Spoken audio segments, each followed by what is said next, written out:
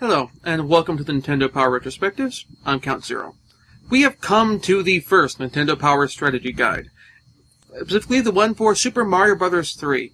As I mentioned last time, I'll be focusing less on the guide itself, or, well, magazine guide, what have you, this time, and focusing more on the game. There's not a lot to talk about in the guide because, well, it's just giving maps for the game, plus some specific strategy stuff. And I'll mention the specific strategy stuff, but otherwise, I'm focusing on the game. So this episode will be shorter than usual, since I'm only talking about one game, but that's okay. I think we'll be getting more in-depth this time than we normally do with the games we discuss. With all that out of the way, let's get started. The magazine itself gives a rundown of what all the game's power-ups do, along with ways to get infinite extra lives in the game, and a complete rundown of all the rank-and-file enemies you encounter, and of course, maps of every level in the game. Gameplay-wise, Super Mario Bros. 3 takes the series back to the gameplay of the first game. Yes, the Japanese version of Super Mario Bros. 2 didn't change the gameplay up that much from the first game, instead choosing to amp up the difficulty. The US version of Super Mario Bros. 2, on the other hand, the one that was Doki Doki Panic in Japan, was a dramatic change from the first game. While the gameplay was still focused on running and jumping and navigating the environments to reach the end of the level, the way of dealing with enemies and the lack of a score that increased for defeating those enemies changed the tone of the game. Here was a situation really where there was no reward for fighting enemies, aside from bosses. You could actually go through the game and do a no-kill run, and it's just as valid a strategy. You're not missing out on points which you could then use for extra lives, than as opposed to Super Mario Bros. 1. So, with Super Mario Bros. 3, though, while again, we go back to the gameplay style of Super Mario Bros. 1, it still tweaks the hell out of it. In Super Mario Bros. 1, the only ways to gain extra lives was through hitting certain score thresholds, or getting 100 coins, or finding the items as power-ups in levels, or, well, jumping on a turtle shell repeatedly a certain number of times, or jumping on a certain number of enemies in a row to get those extra lives. Super Mario Bros. 3, on the other hand, adds a whole bunch of new ways to get extra lives, whether through slot machines in the various worlds, or through the memory game, where occasionally the memory boards will have one-up items in there, or, and here's the biggie, through the cards collected at the end of each level. Depending on what cards you get in combination, you will get a different number of extra lives. However, no matter what, once you get 3 cards, you will get 1 extra life, and this changes everything. So, never mind the coins, but even if you took all that out of there, you are always getting an extra life every 3 levels. And so this really changes as far as how the game handles lives and how the difficulty is related to how many lives you have before you get a game over and have to start the world over, more or less. This really changes how far you can get into the game before the continue screen comes up. So that is the first big shift. The second one is that the player has options to store power-ups. In Super Mario Bros. 1, if you died on a level, when you came back and you started over, you started as Small Mario. And depending on how far you got in the level and the level you were on, this could be a major setback, because some levels you need to have that extra hit available as Big Mario, or you need to have the ability to break blocks as Big Mario in order to get through the optimum path. On the other hand, with Super Mario Bros. 3, you can store power-ups, so you can theoretically hang on to a Raccoon Mario or a Big Mario or whatever, so that if you die on a level, you can get back to the whatever power-up that you need or think you need for your playstyle to get through the game in the best way, or whatever is the best way for you. This is helped even more by the memory game I mentioned earlier.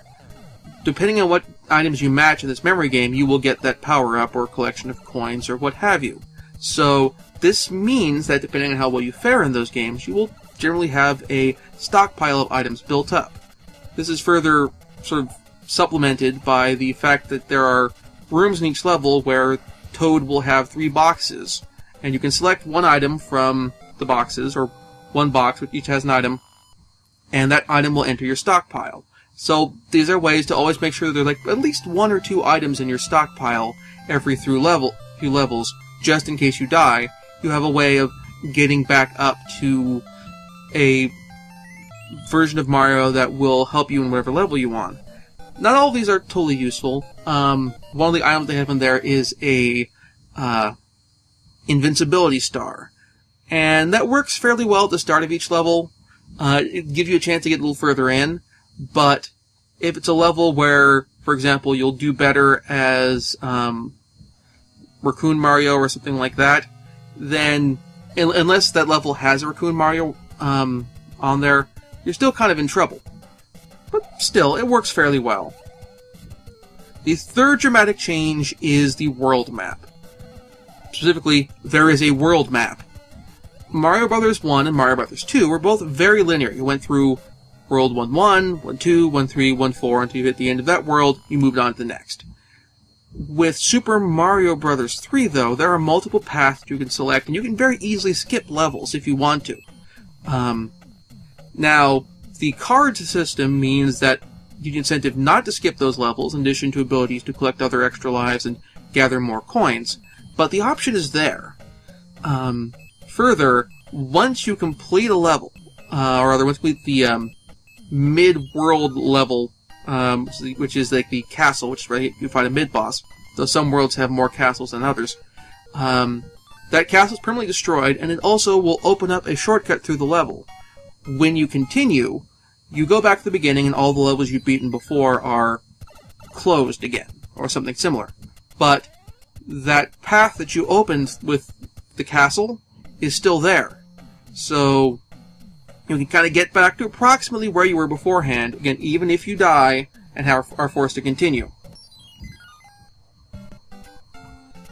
And even better, all the items you had in storage are still there. So again, you're forced to start over. You are once again back to Small Mario, but if you have a Super Mushroom in storage, if you have a Raccoon Leaf in storage, or what have you, you can get back to where you want to be, which is excellent, and does a really good job of just completely changing how you play Super Mario Bros. While retaining the classic way of playing Super Mario Bros. If you played Mario Bros. 1, you can hop in here and basically pick up exactly where you left off, if you will, in terms of the gameplay evolution, and find everything familiar, while still having a whole bunch of new things and new gameplay mechanics that you can learn, which makes the game interesting and gives more reason to keep coming back to the game. All in all, Super Mario Bros. 3 is the best Mario game we've come across thus far. The game plays excellently, and all of the new innovations only serve to make the game better. That said, it's also the longest game in the series. Frankly, I'd actually recommend not playing this on the NES. Well, it sounds kind of silly, but I actually recommend instead playing one of the compilation versions of it, in terms of the versions in Super Mario All-Stars for the Super Nintendo or for the version on the Wii. These versions of the game give you an option to save your game and come back to it later. It's definitely something I'd recommend, because there's just so much material there to do. There's so many levels, and with enough of time to learn how to play it, or rather to learn how to navigate the levels and all the strategies you need and that sort of thing, that honestly, it's definitely a game where if I were playing it, I prefer to play it over multiple sittings rather than having to start over from the beginning each time. So yeah, that's the main thing, is get this compilation, or since it is available on the Wii Virtual Console, getting it, I believe it's available on the Wii Virtual Console. If not, I'll correct myself in the caption. I'd recommend getting it that way. So, with all that said, next issue, we're going to wrap up Nintendo Power's second year, and I'll see you then.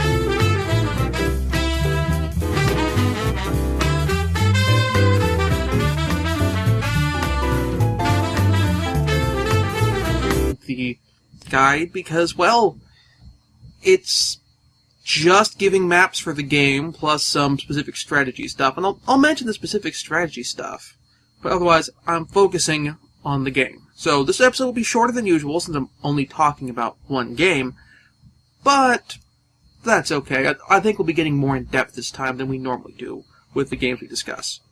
With all that out of the way, let's get started. The magazine itself gives a rundown of what all the game's power-ups do, along with